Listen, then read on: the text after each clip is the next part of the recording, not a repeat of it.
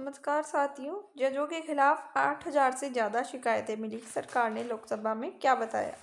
आइए जानते हैं ये 8630 का क्या है फैसला और क्या शिकायतें हैं।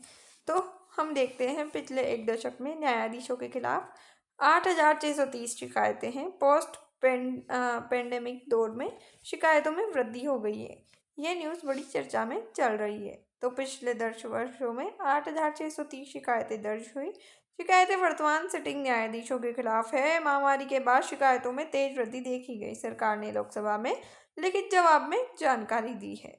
शिकायतों की जांच का तंत्र यानी कि 1997 में सुप्रीम कोर्ट द्वारा इन हाउस मैकेनिज्म अपनाया गया और इसी व्यवस्था के तहत शिकायतों की जांच होती है।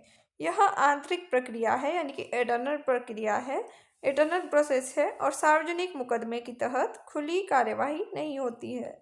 इन हाउस मैकेनिज्म क्या होता है? तो न्यायपालिका द्वारा स्वयं से स्थापित जांच प्रणाली बिठाई जाती है। वरिष्ठ न्यायाधीश शिकायतों की प्रारंभिक जांच करते हैं और आरोप गंभीर होने पर आगे की कार्यवाही होती है। उद्देश्य होता है न्यायपालिका की स्वतंत्रता और जवाबदेही दोनों सुनिश्चित करना। पोस्ट पेंडेमिक वृद्धि से के संभावित कारण क्या है? तो डिजिटल कार्यप्रणाली में वृद्धि, लंबित मामलों का दबाव, न्यायिक देरी को लेकर असंतोष, पारदर्शिता को जवाबदेही की बढ़ती मांग।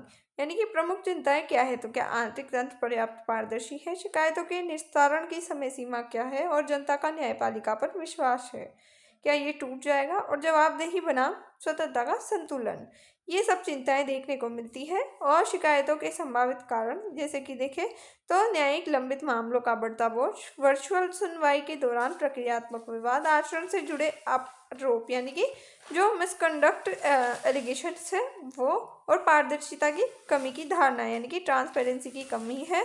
न्यायिक नियुक्तों को लेकर बहस है यानी कि कॉलेजियम प्रणाली, इसको लेके तो हमेशा से विवाद रहा है। शिकायतों के संभावित प्रभाव क्या होंगे? तो न्यायपालिका की खास तो जो साख है यानी कि क्रेडिबिलिटी, इस पर इम्पैक्ट होगा। जनता के विश्वास में कमी की आशंका है। न्यायिक सुधारों की मांग में वृद्धि होगी। कार्यपालिका न्यायपालिका संबंधों में तनाव, न्यायिक स्वतंत्रता बनाम जवाबदेही की बहस तेज होगी।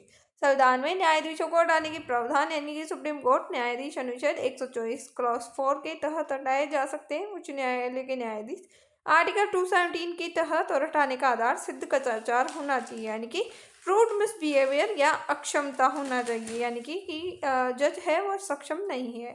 उसी के साथ संसद में विशेष बहुमत से महाभियोग प्रस्ताव पारित होना चाहिए। राष्ट्रपति द्वारा अंतिम आदेश मिल जाना चाहिए जिसमें महाभियोग प्रक्रिया मतलब जो है उनको हटाने की प्रक्रिया पूर्ण हो जाती है। महाभियोग प्रक्रिया क्या है? तो लोकसभा राज्यसभा में इसका प्रस्ताव रखा जाता है। आवश्यक न्यूनतम सदस्यों का समर्थन होता है। जांच समिति का गठन किया जाता है। दोनों सदनों में विशेष बहुमत आवश्यक होता है। प्रक्रिया अत्यंत जटिल और दुर्लभ है। अभी तक किसी भी जज को इस प्रक्रिया से नहीं हटाया गया है।